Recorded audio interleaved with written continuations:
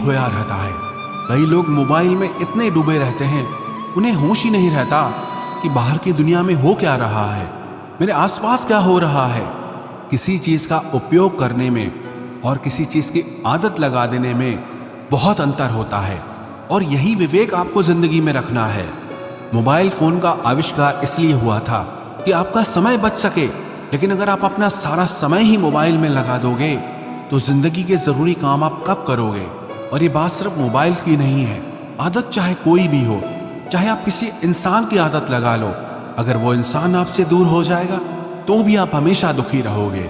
इसलिए अपने मन को किसी भी चीज की आदत मत लगने दो। आदत का मतलब ही यही होता है कि आप उस चीज के, उस इंसान के गुलाम बन गए हो, आप उसके कंट्रोल में आ गए हो। वो मालिक बन गया है और आप उसके नौकर बन गए हो। लोगों को नशे की ऐसी लत लग जाती है कि उसके बिना रह नहीं पाते हैं। आप अपने मन को ऐसा बनाओ कि उसे किसी की भी आदत ना लगे और आप अपने मन को खुद ही संभाल सको। श्रीमद् भगवत गीता की छठी शिक्षा यह है कि जिंदगी में जब भी कोई मुश्किल आए या कोई आपका साथ ना दे, आप अकेले पड़ जाओ, तो ऐसे मुश्किल वक्त में ईश्वर से प्रार्थना जरूर करनी चाहिए। श्री कृष्ण ने अर्जुन से कहा, तेषाम अभियुक्ता नाम योगक्षेमम वहाम्यहम्। जो इंसान मुझ पे डिपेंड हो जाता है, उसकी हर जरूरत मैं पूरी करता हूँ, उसकी हर तकलीफ को दूर करने में मैं उसकी मदद करता हूँ। कई लोगों को ये सब बातें बेबुनियाद लगती है, इनका कोई अर्थ उन्हें समझ नहीं आता, और जो लोग मुश्किल वक्त में प्रार्थना करते हैं उन्हें इसका मतलब पता होता है। जिन लोगों ने अपनी तकलीफ के समय में एक चमत्कारी सहायता प्राप्त की है, उन्हें पता होता है कि जब हम मुश्किल में होते हैं तो ईश्वर से की गई प्रार्थना हमारा कितना साथ देती है। लेकिन सच्चे दिल से अगर आप प्रार्थना करोगे तो वो ईश्वर आपका साथ जरूर देगा। कई लोग कहते हैं कि हम प्रार्थना में जो मांगते हैं वो हमें मिलता ही नहीं है। आप प्रार्थना कर रहे हो या भीख मांग रहे हो, प्रार्थना का मतलब होता है कि हे ईश्वर, मुझे शक्ति दो ताकि मैं अपने दुखों से लड़ पाऊं, उनसे बाहर निकल पाऊं, जिंदगी की मुश्किलों को पार करके आगे बढ़ सकूं। प्रार्थना का सीधा सा मतलब यही है, आपको आपके दुखों से पार निकलने का मार्ग दिखाते हैं, दुखों से पार निकलने की शक्ति देते हैं, और कई बार तो न जाने किस रूप में आकर के आपकी सहायता भी कर देते हैं। कई लोग तो हैरान रह जाते हैं कि जब हम तकलीफ में थे, न जाने कौन इंसान आया और आकर के हमारी मदद करके चला गया। जहां हमारे अपनों ने भी हमसे मुंह फेर लिया था, कोई अजनबी आकर के हमारी मदद करके चला गया। ये सब आपकी प्रार्थनाओं का फल होता है कि जब आप तकलीफ में होते हैं तो वो ईश्वर आप तक वो सहायता किसी न किसी तरह से पहुंचा ही देते हैं। इसलिए जिंदगी में जब भी कोई मुश्किल वक्त आए, उस समय पे ईश्वर को प्रार्थना जरूर करनी चाहिए। श्रीमद् भगवत गीता की 7वीं शिक्षा वो बहुत प्रसिद्ध है, जिसे सब लोग कहते सुनते रहते हैं, लेकिन उसका अर्थ किसी को समझ नहीं आता कि कर्म करो और फल की चिंता मत करो। इसका मतलब ये नहीं है कि जो मन में आए करते जाओ और कहो कि जो होगा देखा जाएगा, अभी तो मजे कर लो। गीता में ही तो लिखा है कि कर्म करो और फल की चिंता मत करो। फिर चाहे किसी के साथ गलत कर दो, चाहे चोरी कर दो, चाहे कोई पाप कर दो, लेकिन इस शिक्षा का ये मतलब नहीं है, और ना ही शिक्षा का ये मतलब है कि आप किसी काम को लगातार करते रहो, चाहे उसका कुछ रिजल्ट निकले या ना निकले, क्योंकि गीता में ही तो लिखा है कि कर्म करते रहो, फल की चिंता मत करो। किसी बात को सुनना और उसे समझना दोनों बहुत अलग बातें होती हैं।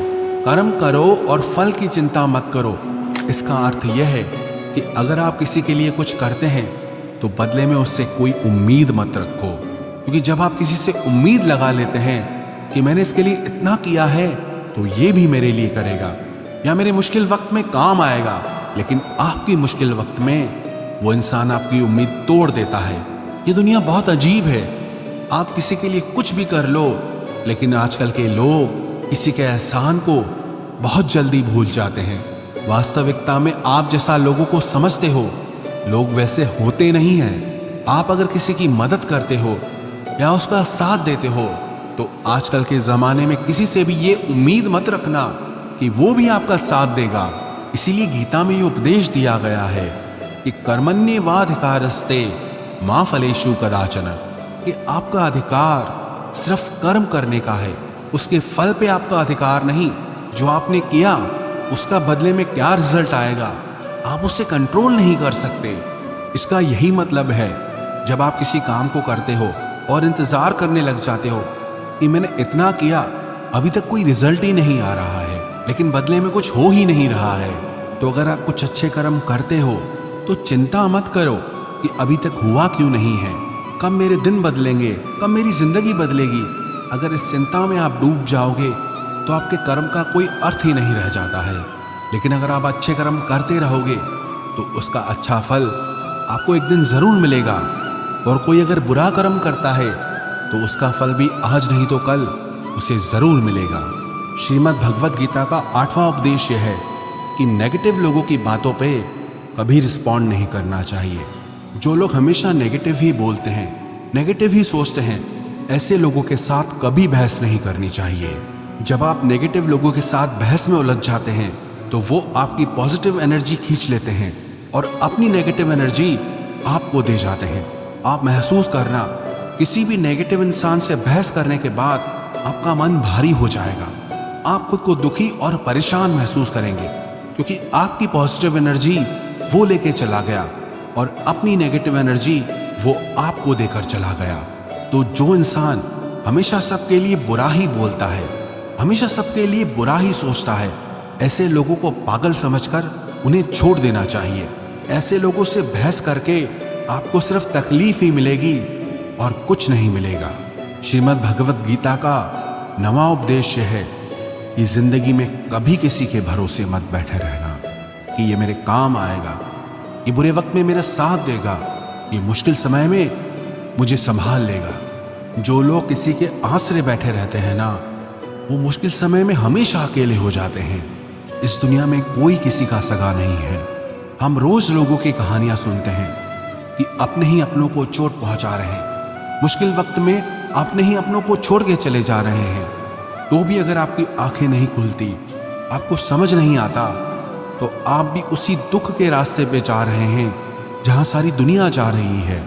लोग न कभी किसी का सहारा बने हैं न बन सकते हैं। आपका सहारा या तो आप स्वयं हैं या वो ईश्वर है। इसलिए अपने अलावा कभी भी किसी को अपना